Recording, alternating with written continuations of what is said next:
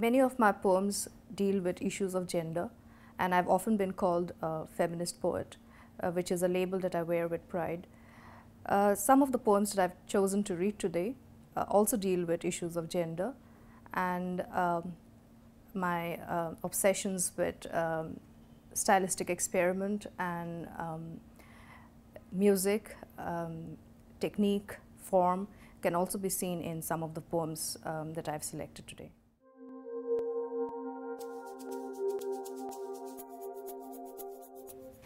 At age 11 is a poem that I wrote as a response to one of my own photographs taken when I was 11 years old. It was taken immediately after I got my first periods. There's a kind of ritual that happens in Assam because it's taboo, but there's also celebration. So at age 11. One eye, hunger red, and I curved into a woman.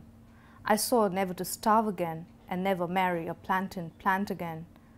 We never met after we wedded, or I'd have feasted on all his parts, flowers, fruits, shoots, and baked him, fried him, steamed him, dried him.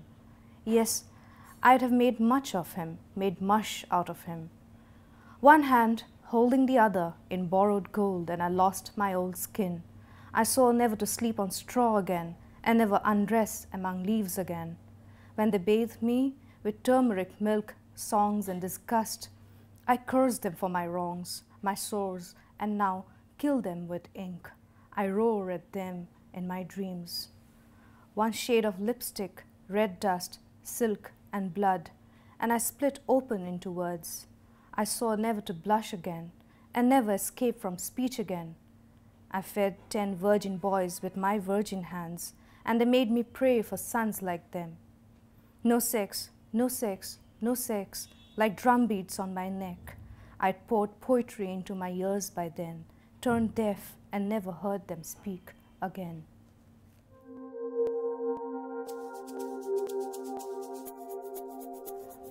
How to Cut a Fish was the first of the several how-to poems that I wrote. These are actually instructional poems where the poet speaker tells the audience about how to do a particular act, how to go about doing something. So this poem is about how to cut a fish. How to cut a fish. You have to sit properly, woman-like on the floor. Put one foot strongly, gingerly on the base of the blade. Hold the fish with firm hands, head and tail, and swing him quick, left, right, to remove the scales. Check beneath the gills, red fans, cut them swift, and then fins here, there, up, down, and tail. Feel that perfect line where the head ends and the body begins. Choose it fine and move slow over the edge. Feel the resistance of white flesh, staring eye, and open mouth, but keep at it. Let him feel the pressure of your fingers until it is done. And the head sits isolated with a hole dripping with stuff, and then halve him down his body and pull out the red mess. Make equal pieces, cutting him so that the bones do not disturb afterwards.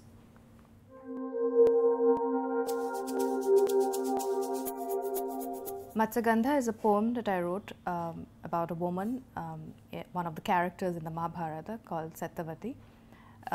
It's a rewriting from a caste, class, and gender perspective. So, Matsyagandha. My body is a story of smells. I was a girl then and did not know what it was to smell otherwise. Born of Adrika, the fish woman, loved by a fisherman father, I only knew fish. Silver, black, orange, arrowing, panting fish. I loved them and smelt like them. Matsyagandha, I was Matsyagandha. And Parashar smelt me and lusted after me and called me names. But Parashar, I work and you don't. You roam and think and have the consolation of leisure. I row and sweat and fish with my father. I work, you don't. I am your fate, your secret. You hate me and covet me and have to grant me boons of perfume. Now I smell like jasmines for miles around me. Men sniff and rise, sniff and die around me. This fake skin smell never washes away now. I pace alone in palaces now, and remember my fish smell my name. All women smell like me. I'm Satyavati and I know the truth now.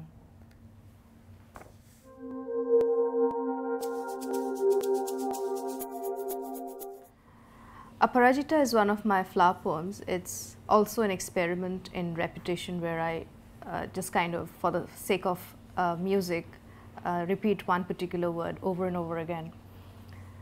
Aparajita. Look, here's the Aparajita. Look, it doesn't know how to lose. Look, it copies us, the cunt flower. It furls the day with cunt fear. Look, it climbs all over us. Look, the midwife plucks it. Look, the mother wears it on her wrist. Look, it saves the little one. Oh, look, it becomes a cow's ear. Look, the wind flutters its yellow heart. Look, I pin it to my hair now.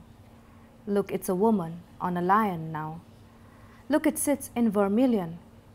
Look, its silence is a snarl. Look, it breathes in my eyes. Look, it breathes a pause. Look, this is the surface of gloss. Look, it frees me as it flies.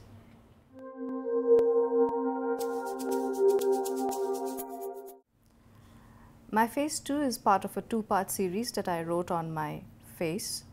One was a serious face and the other was a funny face. My face too, the poem I'm going to read now, is the serious face. My face too. I carry my face in my hands, looking for the marks that made it. A distant uncle's staring eyes live in mine, and we look at trees and see them laugh. My nose, part grandmother's ridge and two parts father's nostrils, is the hanged man that plays footsie with my fool mouth. I inherited my unsmiling lips from my photo-framed ancestors and from fishermen crawling in the dark between rivers and nets, my skin, the pigment of sweat and the burn of the sun. My own pasts grow on me like lizard lines, with stalking tick-tock tails and leaf eyes, the slap of a twig, the miniature crater of disease on my nose, your neglect, the dust of moth wings on my cheeks.